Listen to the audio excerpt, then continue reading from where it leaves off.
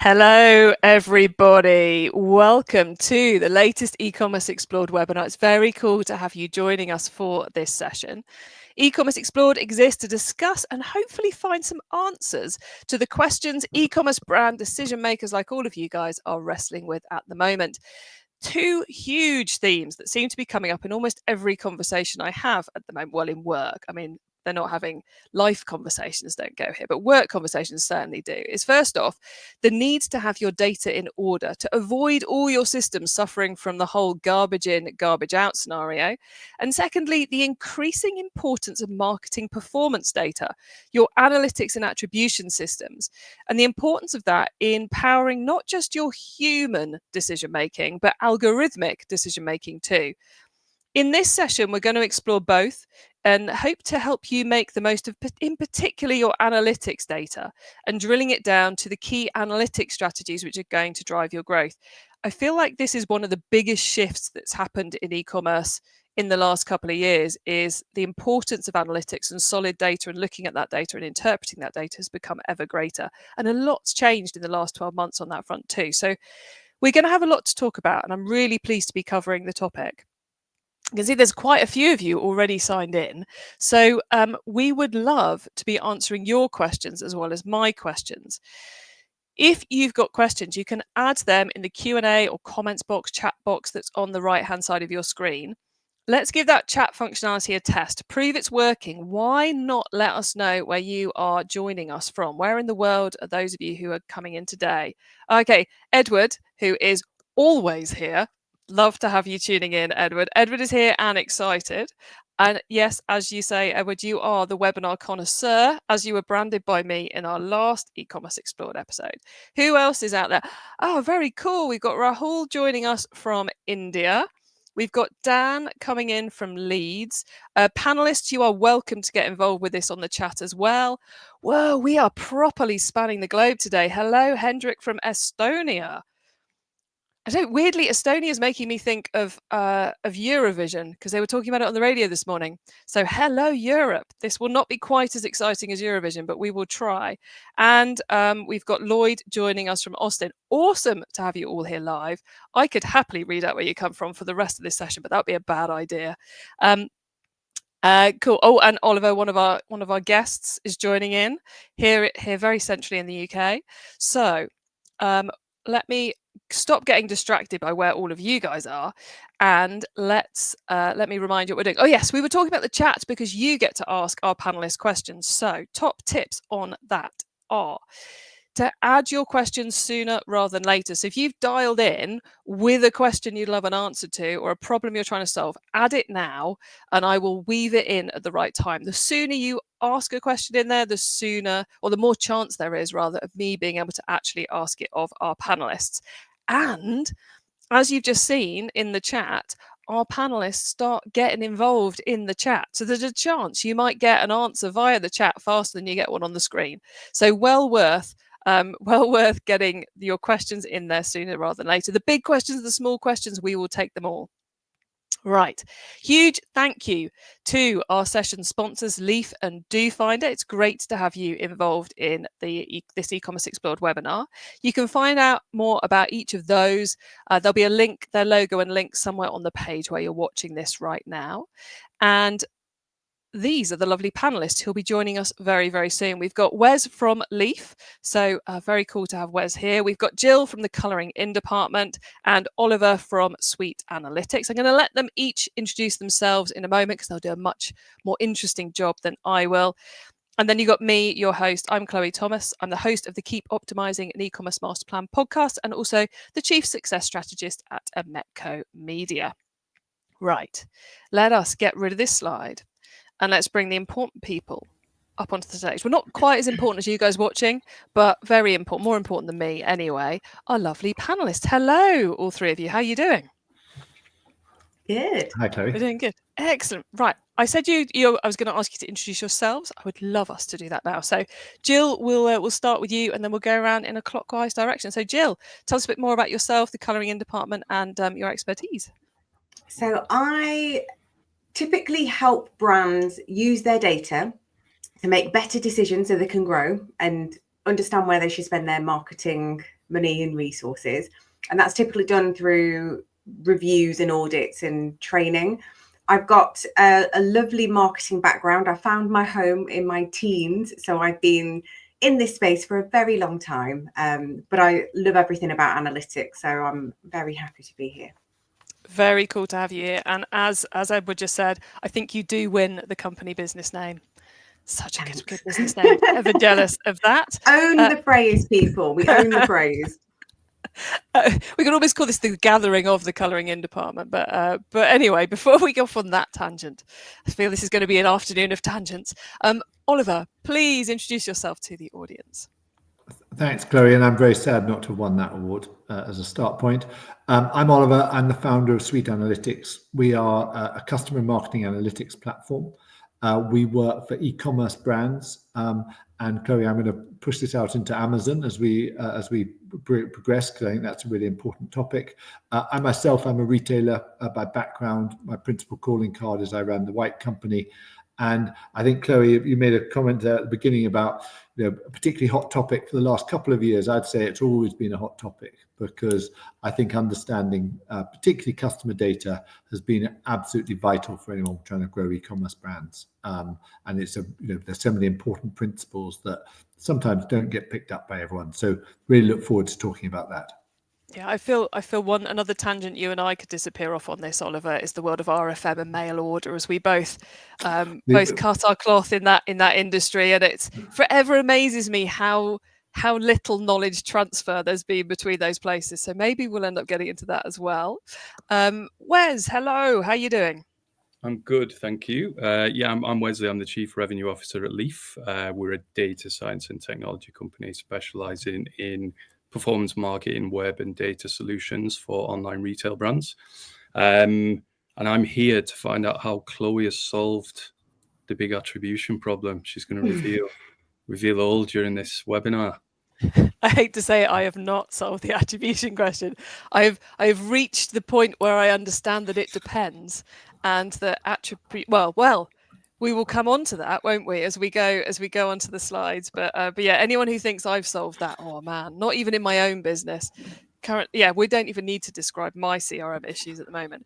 Right, we have, everyone, an amazing panel of experts. So we've got one question that's come in already. If you've got questions, though, please do add those. We will get to your questions shortly. First off, though, if you're a regular visitor to our panel discussions, you will know that I like to pose some statements to our guests to get the discussion flowing. So that's what we're going to start off with. And I'm aware this is a massive one, but I kind of like you to try and keep your answers a little bit quick fire so we can use this to set the scene. I'd love you guys to complete this sentence. The one thing you must do with your e-commerce data in 2025 is, and I'm happy for you to define data however you would like to define it. Wesley, would you like to go first for this one? Putting you on the spot here. Sure. Yeah. Very simply, structure it. So, and what do I mean by that? So lots of data, you can pull CSV reports left, right, and center from any platform you want, but actually structuring that data properly. So actually doing the data engineering, if you can call it that, around your data is going to enable you to do things with that data. Unless you have structured data, when you are taking data from multiple data sources, all these things are called different things, but they all mean the same thing. And actually unifying and structuring that data is a huge, and having it somewhere where you can structure it is probably the first step in being able to do something with that data. People think they can just go, oh, I'm going to get some data and do some data science. So, which we naively did about 10 years ago. And then 2 years later, having built all our data warehouse and pipelines and built all this infrastructure, we could finally start doing some useful things with that data, visualizing it, putting some opinionation on that data, and then abstracting all the stuff that most people don't need to see. So yeah, structure it.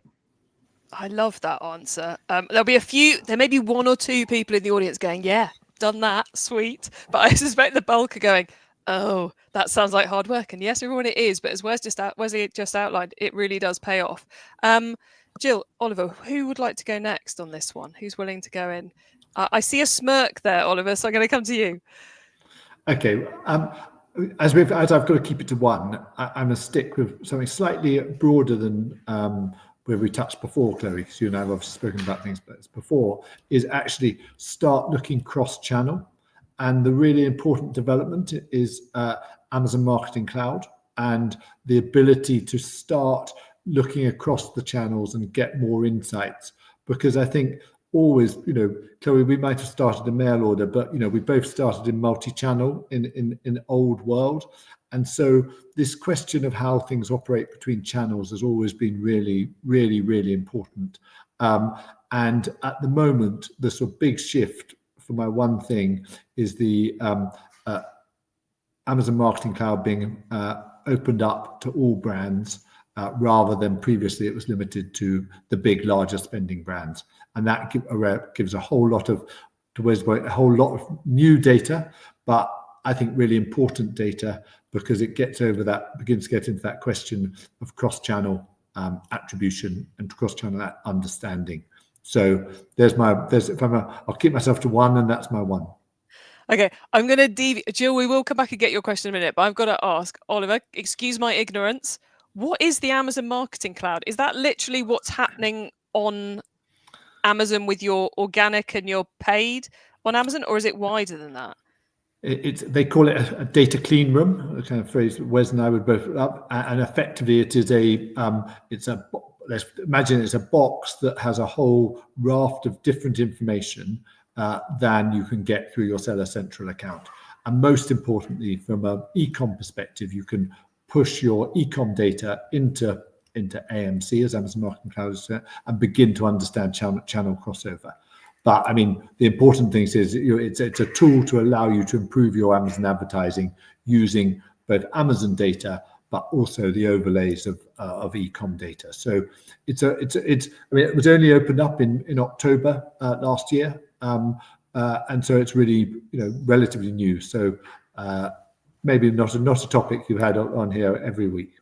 No, I learned a long time ago. I'm more than happy to appear to be the idiot and ask the stupid question, but I hadn't heard of that at all. So I'm really glad you brought it up. It sounds like it's Amazon ads moving more towards the place where Google, Facebook, etc. have got to. So maybe we will come back to it. But I'm gonna move us back to the slides because Jill, I would love your take on what is the one thing you must do with your e-commerce data in 2025? So coming at this from the point of view of Google Analytics, because that's where I spend most of my time, the one thing you must do is make sure that you've got better data quality by fixing your consent management platform issues. The amount of reviews and audits that I've done recently where a CMP, whether it's OneTrust or Cookiebot or whatever, isn't set up correctly. So it's either not firing when it should, or somebody opts in and it doesn't send the information. And all that does is you start accessing data and you have lost a massive amount of information. And then that's going to make all of your attribution worthless if you don't get that set up. This wasn't an issue 10, 15 years ago when you could basically put anything on a website and nobody cared. We now, in certain markets in particular, need to get this right. And when I get people saying, oh, the data's wrong, the numbers don't match, the first thing I look at is their consent management platform. What's going on with that cookie banner? What's firing and what isn't firing? And I don't think people look at it. I think they look straight into GTM or GA4 or the tools that they're using and not necessarily looking at other interfaces that could really mess things up for you. So yes, you want better data, check things like that. Okay, I'm gonna bring us I love all your answers to that, but I think you've led us nicely into my second statement, which is you can't achieve anything with your analytics data unless you've got the right information entering the system, which seems to speak completely to what you were just saying, Jill. So is cookies the area where I guess I'm going to assume all three of you agree with that. Shake violently if you don't. Okay, we've got so Jill, would you say on that cookie data front, because it seems to me like we've flipped from a world where you wanted or you were okay with your cookie tool not really working because it meant more data came through, but now we have to have it set up right, otherwise we're losing out. So we've got to be actively managing it. Yeah, and I think that the foundations of any analytics, and I know I've spoken about this before on previous webinars with Oliver, it is that garbage in, garbage out thing. If your data isn't set up correctly, it's going to be a complete mess. And if you've got duplication, so common foundations I see is consent and cookies. Then I see people deploying tags from GTM, third parties, and there's just a lot of duplication. Then there's a tag coverage issue where I worked with a brand recently and we were losing about 30% of their data because they just had massive holes on parts of their site where the tags just weren't firing. And we had a ton of direct traffic, making it look like people were just magically appearing on the site and buying things and we didn't have to do anything. So I think it comes down to checking all of your conversion events or key events or whatever you want to talk about to make sure that you're tracking the right things, making sure that you don't have any duplications, and then doing those regular health checks to make sure that the data coming in reflects what you're doing. So tag deployment, coverage, host names. Like I think especially with GA4, people don't always know where to find the data, and easy wins. And this happened 3 times this week with brands I'm talking to. We just pulled up the host name report and they're going, oh, that's all of our dev traffic. Oh, that's a website that shouldn't be in there. Where's that subdomain that had all of, I'm like, yeah, you think you're looking at everything and you're not. So you can't do it. You can't do anything right. You can't do the attribution if you don't get the data collection nailed. So that's been part of the stuff that I focus on. So yeah, it all links.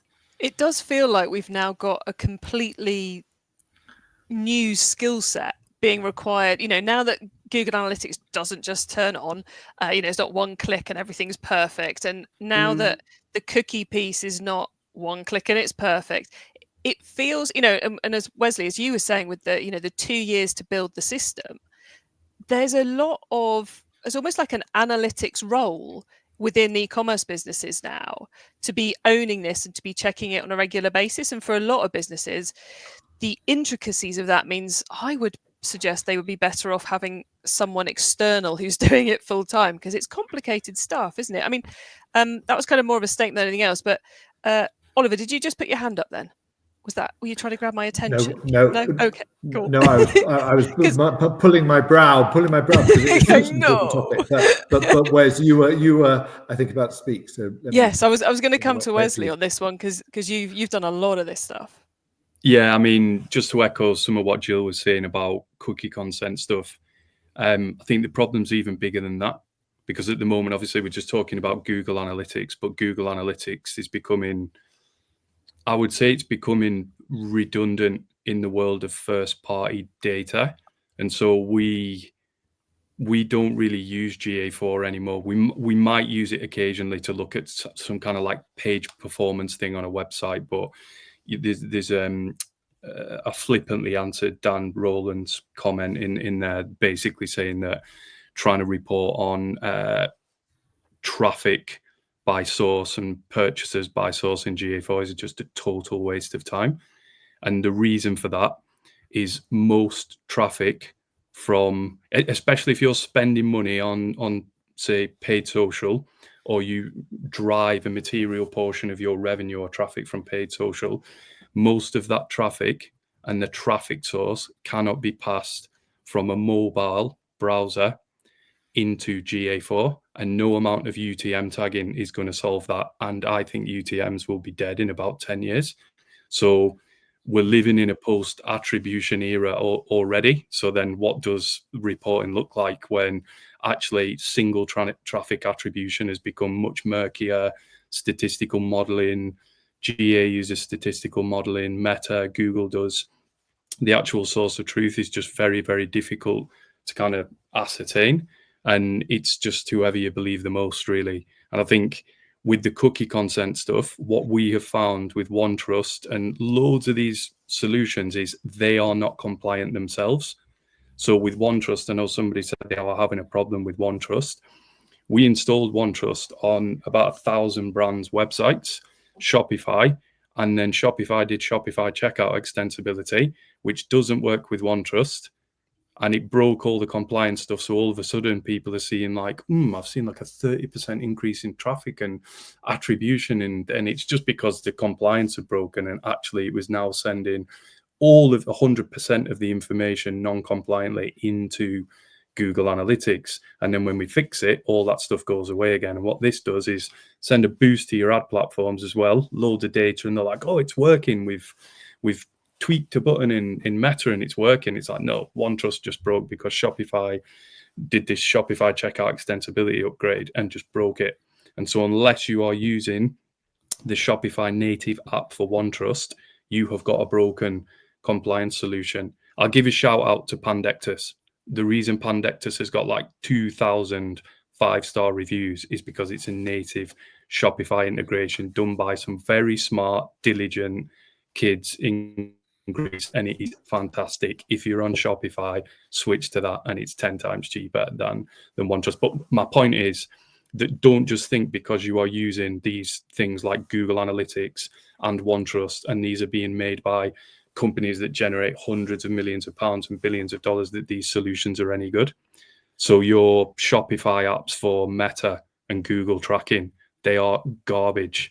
They're the worst out of the box solutions for something that I would argue is probably one of the most important pieces of your data infrastructure if you're running paid media. And it's a one-click install and there's nobody monitoring that. And if you're spending $100,000 on paid media and that's going through an app that isn't maintained by Google or by Meta and nobody's looking after it, I mean, yeah, it's insane. I think that's the point, isn't it, Wes? It's that we can't anymore. Could you put the name of that app you recommended in the chat for us, please, whilst I'm going to the next question? I think it's the point is none of this is set and forget anymore. None of this is one click and our analytics are perfect. Not only because we have to take control of the inputs, and checking the inputs and not trusting the inputs and every 3 months going back in and double checking the inputs are still working. I think it's the same with all the tools now. There's an element of setup that we need to get our heads around and we need to implement.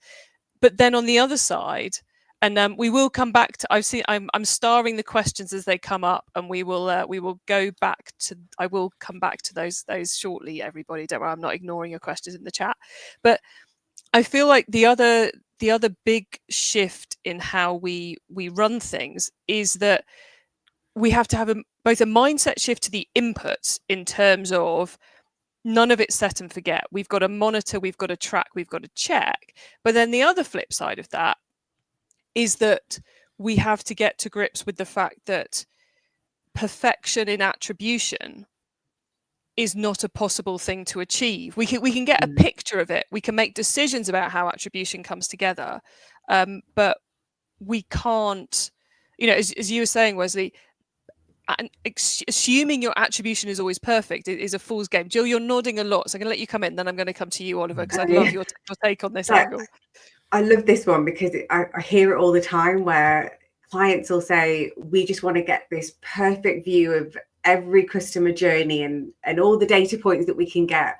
And then when you say to them, that's never going to happen, they're like, oh, no, we are. And I'm like, no, like attribution's an estimate. It's never been an absolute truth. There's always going to be gaps. And you just have to watch how people search. And even like I do this myself, right? I'll be on like Instagram stories and then I'll come off and go into Google to check the brand to make sure they're not dodgy. And then my kids interrupt me and then I go on the site direct and sign up to their newsletter. And then I might go in the shop. It's like there are a million different touch points. And I think trying to fix it is a little bit of a waste of time. So in my mind, it's about not necessarily perfect attribution. It's about getting better attribution, like working towards like good enough to make better decisions, because we are moving into a completely different space now with what we can do with data. And I think that there are opportunities for brands to focus on trends and use that information to guide their decisions, because any data collection you're doing, there's an output, right? There's a report, and the idea is you should take some sort of action on that report. It shouldn't be marketing have done some stuff, please keep paying me, please give me money to work with this agency. It should be, what do I do with the information that I do have to make better decisions about what I'm doing with my marketing teams? And if we can move towards that mindset that we're not going to get 100% of the data, and the way that people can shop and technology and all the stuff that happens and the walled gardens with tools not talking to each other, it's almost like good enough is good enough now in terms of attribution. It's always been, it's like fantasy football, isn't it? But I think I went to an event once where somebody went, attribution is just like fantasy football. We're just making it up. We're just playing around with different patterns and algorithms to then make a decision on what we're going to be doing. So yeah.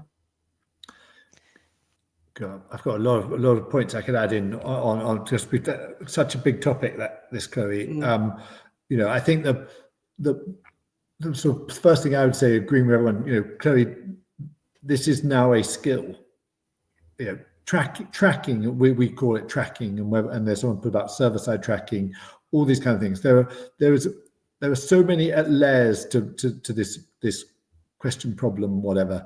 One of which is, you know, as Wes mentioned, providing the right information to your advertising platforms. So whether that's, you know, Google Analytics, which won't go into the advertising platform, but it's part of the suite.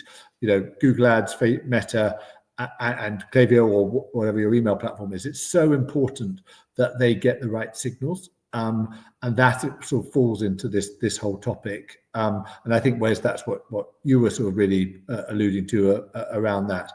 And then it is just, it's depressingly requires people with, you know, technical a bit. You know, if I was opening my emails at the moment, there's a query there saying, well, why have I got so many add to carts in my GA, and why does that not agree to Shopify, and what's the cause of this, etc., etc. It's really hard for teams to do this without skills and knowledge, and you know, it's not the most interesting topic in the world, and it, you know, GA has sort of set up a world where everyone slightly rolls their eyes around these kind of things, but it's really, really important, and it does require skill and time, which in the old days, Chloe, you know, you set up your universal analytics and everyone believed it, and that did the job. So yeah, it's complicated. Now, if I just one more point, which is that I think the expectation has also become, you know, completely irrational. That because the attribution word is now sort of you know, the way I express it is the non-exec says to the marketing director at the board, you know, tell me how your advertising is working and how does it all attribute. And with all due respect, they look pretty blank. So they ring up their agency and say, can you explain to me about this? And they look pretty blank. And then, you know, there are tech platforms, and, you know, I'm in this market, but, you know, it depends on what you want to market yourself as. If you're marketing as a solution for attribution, you know, you have to be doolally if you believe it entirely. So, you know, it's a very difficult marketing problem, Chloe, for people listening, because there's always pressure on getting an answer, but it, you know, we'll come on to the insane question, but it's definitely not sane. So Can I just add to what Oliver said I'll there? come back to you in a minute, Wesley. I want to kind of just frame things up a little bit for everyone watching, because I totally disagree, Oliver, that this is dull. I think this is fascinating. So you didn't use the word dull, but I was like, no, it's not boring. It's really interesting. Yeah, don't take that one out of the AI clip. Yeah, we'll take that out of the AI clips later. But I think also the other thing is, it's very much not one size fits all anymore, which is something we haven't said, but which I think we really do need to say for the sanity of those tuning in, is that, you know, like you say, back in the day, we all just installed universal analytics, from the companies starting up with one order a month that was their mum, through to those who were doing millions and millions and millions and running multi-channel. We all use the same tools, and now we are realizing that there are different tools for different solutions, for different sizes of business, for different needs. If you're multi-channel, you need a different tool set to if you're online only. If you're trading on the marketplaces, you need a different tool set to if you're not doing that. If you're very big into the social ad campaigns and spending loads of cash, you need a different setup, because it's different pieces of analytics that are going to be important, and different outputs you need, and different decisions you need to be making. So whilst there's things which are common to everybody and challenges we've all got to try and deal with, some of this is going to be less relevant or more relevant for other people, because, and I think it's an area we haven't historically had to deal with in e-commerce is, well, I've got to have an objective for my analytics. You know, email marketing, we have an objective. We know what we're trying to do. With our ads, we have an objective. With our mail order catalog, we have an objective. We know what we're trying to achieve. And with analytics, we just seem to lose track of that objective piece. And I think, you know, knowing, right, we want better performing meta ads. That's our objective. Or, you know, if we're big on SEO, then the Google platforms are going to be more important for us. And it's about understanding what we're trying to get out of it to therefore work out what we're going to get into it. Wes, you wanted to come in. Yeah, I think we need to change the whole conversation, because there's a perfect question in there about, like what analytics platform. And it's like, but what do you want to use your analytics for? And at what stage of your business do you need to give a shit about these different things? So you get a brand who's spending like 10 grand across Meta and Google, and they're like, yeah, I want to like solve attribution. I'm like, look, Google can't solve it, Meta can't solve it. You're selling handbags. You're not going to be able to solve this problem. Like, your problem is focusing on your contribution margin, your profitability per customer and per product, and then how you feed that unit economics information into your target cost of acquisition for your ad channels. Even just doing that as a brand owner is very, very difficult and takes a huge amount of time to set up the necessary infrastructure for you to be able to have that information and report on that information regularly. And I'm talking brands that are spending £500,000 on just Google and Meta alone, doing 30 million quid a year in sales. Even brands at that stage, we are still helping them to solve just that other problem. They go through this kind of growth journey where they go, attribution, forget it. Like, I'm just going to focus on my product and my unit economics. Then things start working really well, because they're like, right, now I know how much I can spend.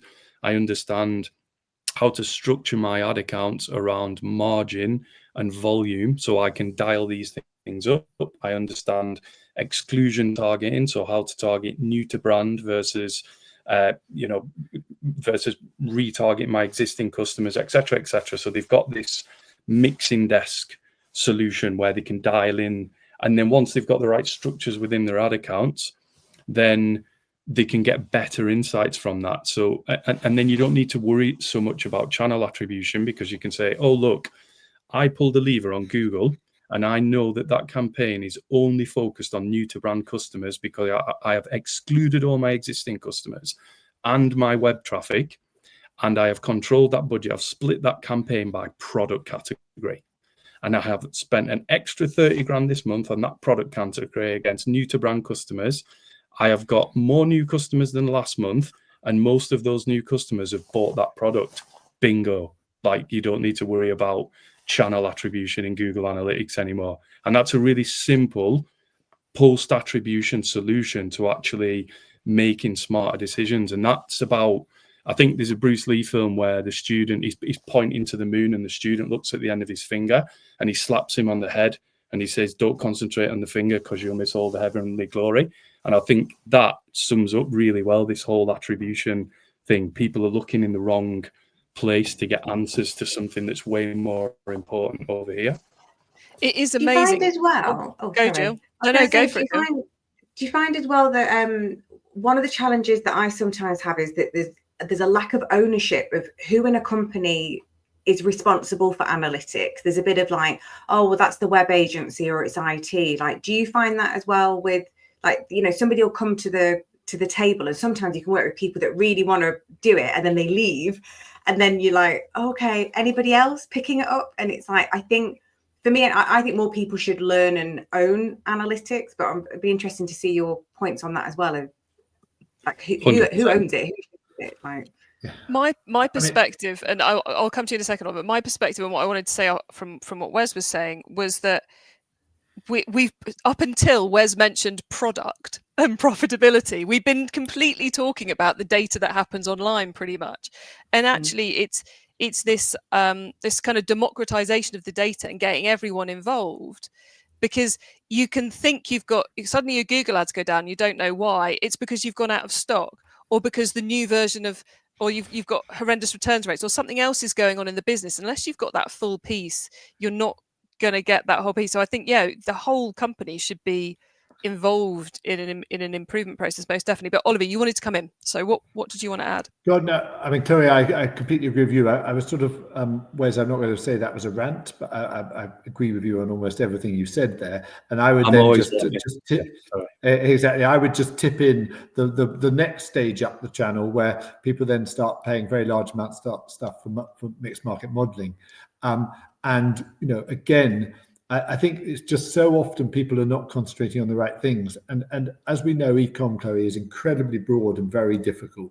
We might have been talking about site metrics, but suddenly we're talking about product, we're talking about profit, we're talking about how, whether your Google Ads campaign structures are right, etc., etc. Oh, it's really complicated, this bit. But I completely agree with Wes, to get over-focused on channel attribution at this. So did you lose me? Sorry. We did. We lost you a bit, and then you came back. You were about to say about how we should be focusing to get to some answers. You're about to give us the nugget at the end of the mini rant. Well, I think I may have ranted myself out, but I mean, I think, like Wes, the concentration on channel attribution is the wrong question, I think, in 90% of things. And Wes, I don't know if you would agree on this, but you know, the line I always use, Chloe, is, you know, if we all be consistent, then, you know, ultimately it's, you know, is your account saying it's getting better or worse? And if it's getting worse, it is getting worse. And if it's getting better, it probably is getting better.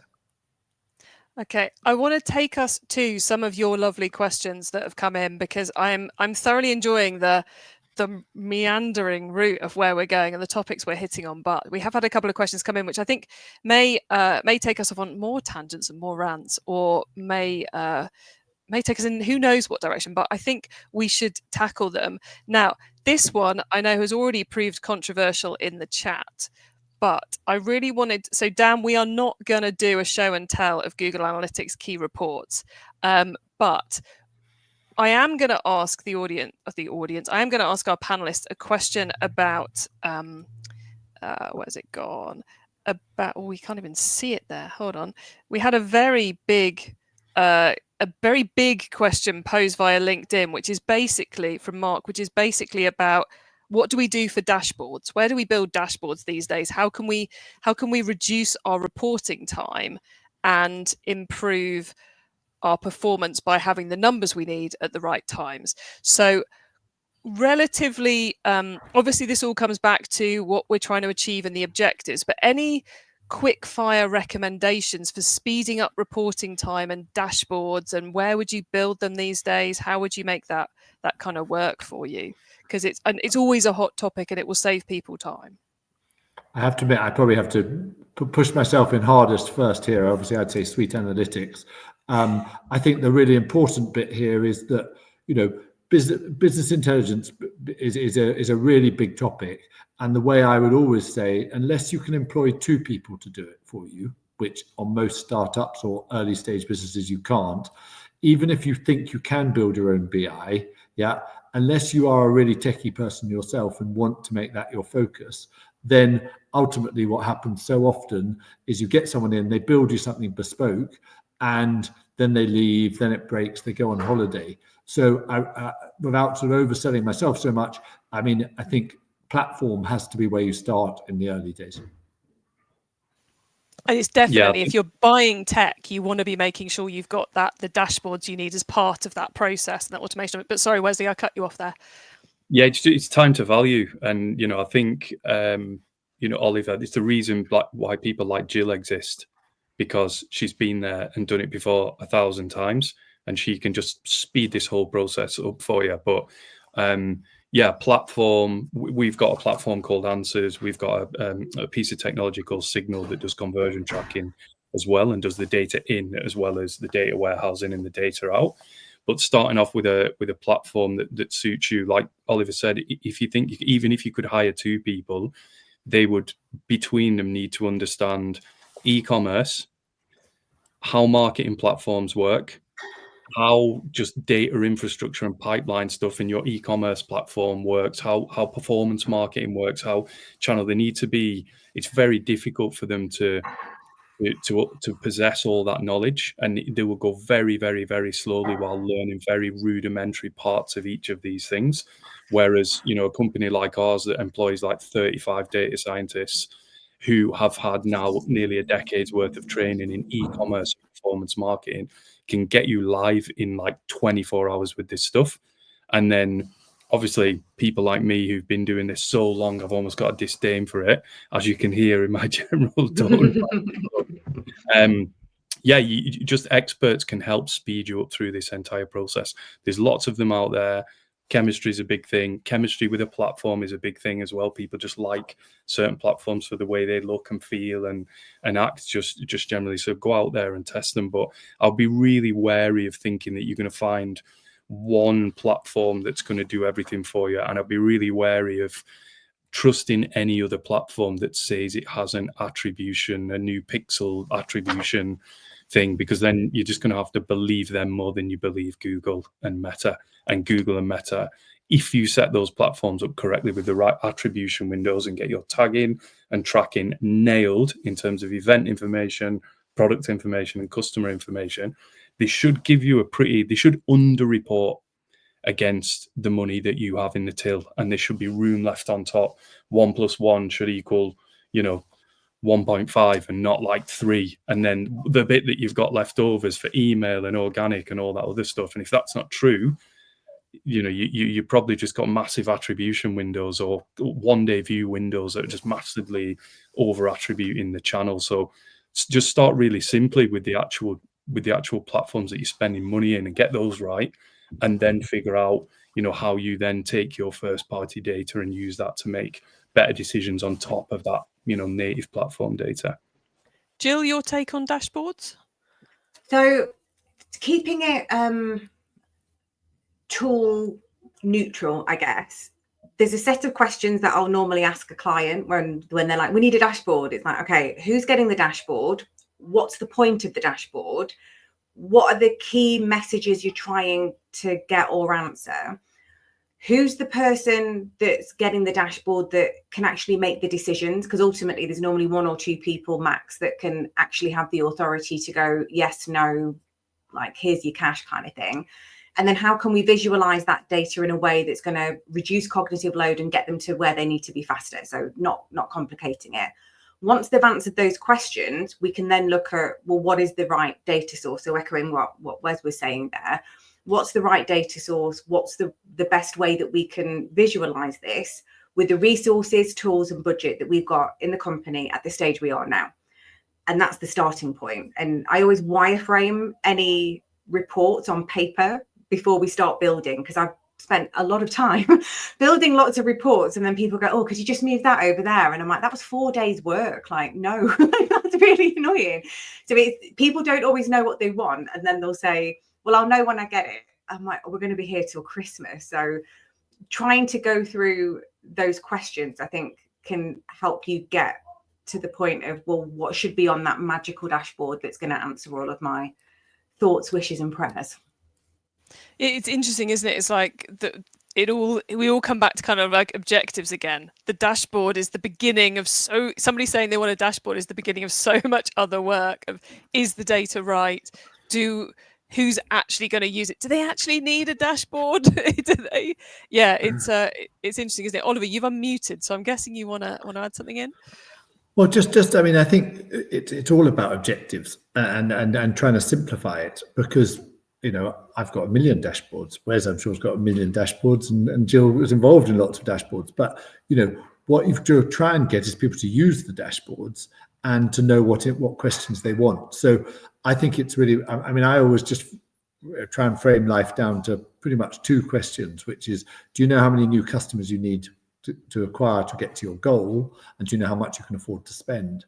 And, I look at a lot of platforms, and I look at a lot, and I can't get those two answers out the top.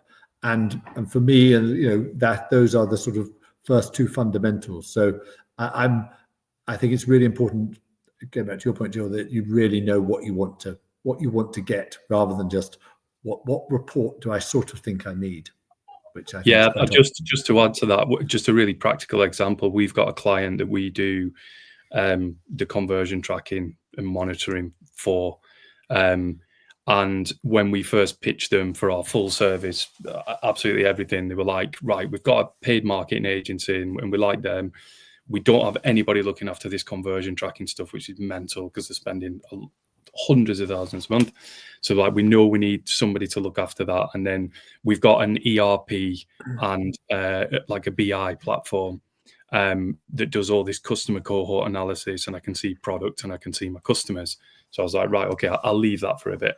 And then 6 months later, they came back and they went, oh, we've just spoken to someone who's using your dashboard, and you can overlay like marketing information on top of the customer data and the product data that we've got. And we're like, yeah. And that's a really typical thing for a brand to have, this ERP where they can see customer information and they can see product information. So, sales by territory, sales by SKU, and then contribution margin per, et cetera, but they don't have the marketing data from, say, the APIs directly from Meta and Google and TikTok and all that overlaid and then presented in a way that shows proper day-by-day trend analysis against CAC and new customer targets, exactly what Oliver's talking. So that's really common, that we've got somebody who uses Google Analytics. They use the on-platform dashboards for Meta and Google ads and TikTok ads. They've got an ERP where they've got all their customer information, product information, but they still need something else, which is that marketing data overlaid in a way that's usable from a day-to-day perspective, so that their agency can use it or their paid marketing team can use it. And that's a really common example of where another platform, because we were thinking, oh, they're never going to buy another, and they had triple whale as well. So we were like, right, that's like, there's multiple ways that we're blocked and getting this client, but that also didn't do what they needed it to do. So, and the reason I mention this is because Rahul is on about seeing the full funnel from start to end. We're coming on to that one in a moment, Wes, and we will if we have time, actually. For anyone who's thinking we've got all this tech, you need to come along to our webinar on tech stack optimization that I put live on the website. You can sign up to as of today. Sorry, felt the need to be a bit pitchy there. So we've got 3 questions left.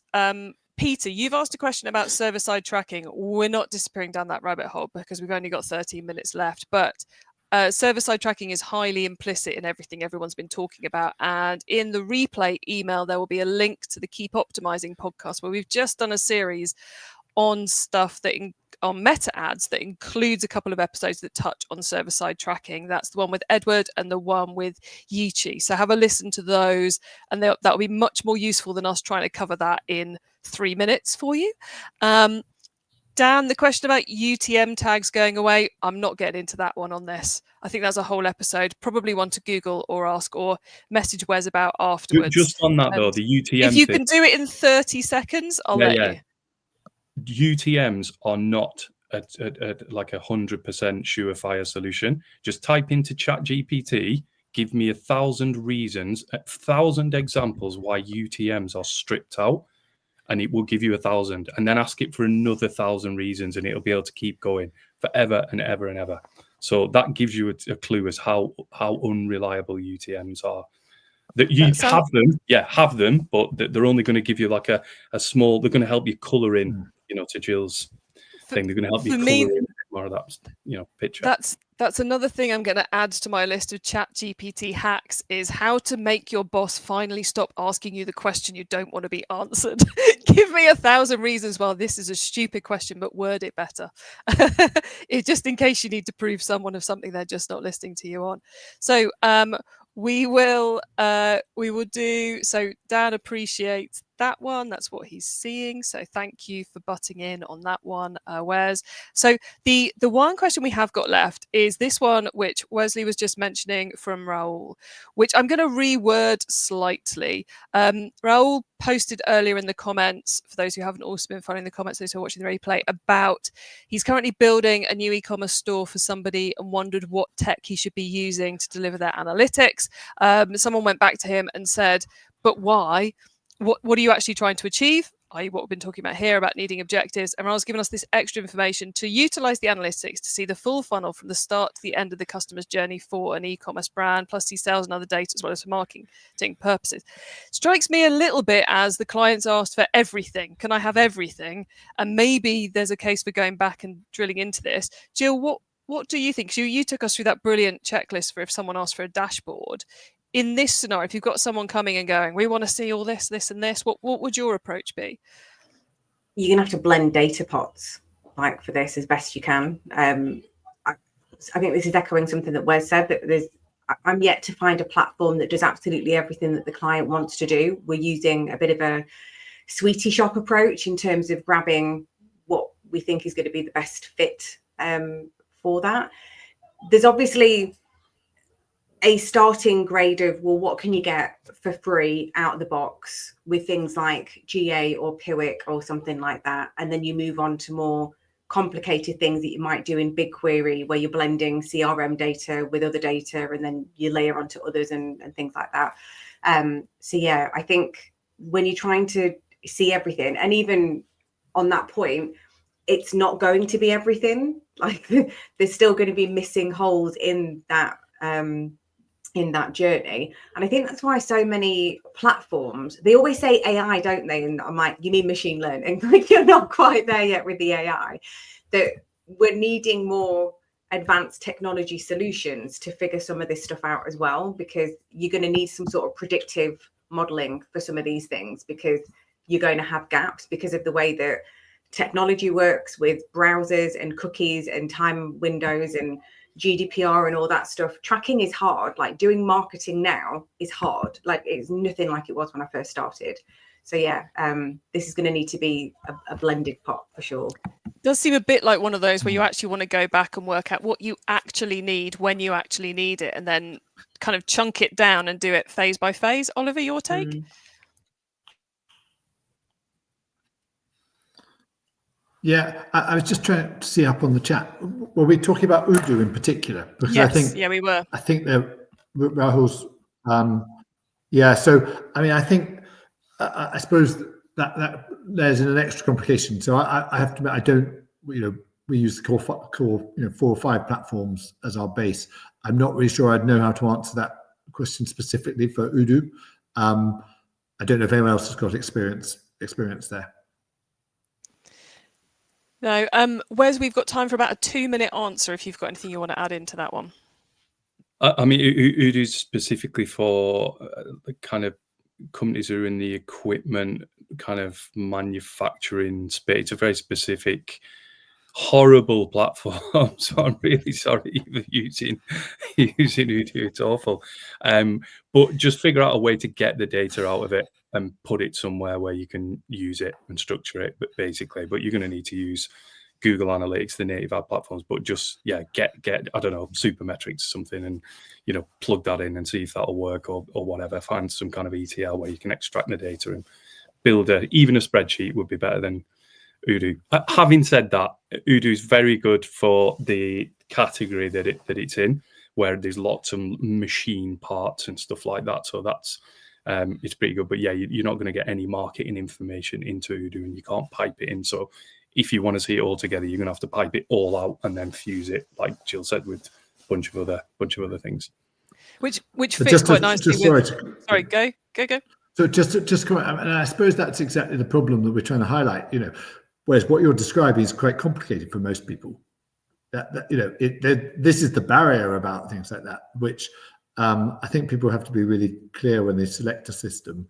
What's the what are they going to put around it? Because you don't that sounds costly. Everything that you said there was, and that may be good for all of us who sell stuff, but that's not what perhaps Rahul was wanting when he was setting up the site. But but it's exactly what we've kind of been talking out throughout this, which was not an outcome I thought we'd get to, which is actually we need to keep going back to the objectives, keep going back to what are we actually trying to achieve. And if you're in that category of product where Odoo makes where that platform makes complete sense, you should have bought it with the knowledge you therefore need to spend some money on fixing the analytics. But before I go off on that one, I made a fatal error, everyone. Before we hit record on this, before we went live, I said to our panelists backstage that I'm quite good at managing timing, and I'm about to screw this one up. So before I screw it up, we are going to go to our final question. So my final question to each of you is, what's the one thing, Nightmare, what's the one thing someone should be taking away from this webinar who's been here? Can we drill it down to one thing? What would be your key takeaway? I'm going to start with Jill. We'll go around to Wes. You've got about a minute each to give me an answer, which is enough time to give a really good answer. Jill. This should be quite short then. Attribution will never be perfect, but that's not necessarily the goal. The goal is to make smarter decisions with the data that you can get, and hopefully that data is as clean as you can get it. And if you can, feed it into whatever machine learning models are available with your tool of choice. Stop stressing over trying to make GA or whatever tool you're using match everything else, because it won't. Instead, focus on trends and how different channels contribute to your growth. And I think that's a good starting point to then get some value out of your analytics wherever you are in that journey. Lovely summary. Thank you, Jill. Oliver, your key takeaway. I feel like you're scribbling urgently there, making notes. I thought I was third, so I thought I'd have. But I mean, I think for me, it's about setting the, I call it the guardrails, and we've talked about them already. But we've all talked about objectives. Attribution is the wrong topic. Even though it's such a broad topic, attribution analytics, they're such sort of nebulous concepts. And actually, what I thought Jill said, it's about decision making, and it's about knowing which bits of information you need to make decisions. Because otherwise, you can spend your whole life stressing about a whole lot of stuff that doesn't matter. And so for me, it's those guardrails always. E-com happens because you grow, you get new customers, you work out how to retain the other ones better, and you know how much you're spending on it. And often I talk to brands and they haven't got those bits sorted. So focus on the key things that drive growth is where I would always start and end for this. Love that. Thank you very much, Oliver. Finally, Wesley, your key takeaway. You've got about a minute. So you can use, I'll give you a practical framework, right? So focus on one problem at once and one part of the data journey at once. So focus on the tracking and the compliance first, because that's going to send in all, and that affects your first party data. It does. It affects your sessions and conversion rate on Shopify. If you focus on your first party data and your tracking and your compliance and the validity of that data and understand how that's calibrated, then focus on the structures of your ad accounts and your marketing. So in terms of budget against customer, product and channel with the right exclusions, the insights you will be able to get out of that before you even start building dashboards are going to be 1,000 times greater than if you don't do those two things first. So the framework would be data sources, validity of data, the structures of your marketing campaigns will lead to better insights, just fundamentally. Awesome. I think, guys, you could have watched just the last 3 minutes and got some brilliant stuff, because those answers were absolutely brilliant. Obviously, you want to watch the whole thing.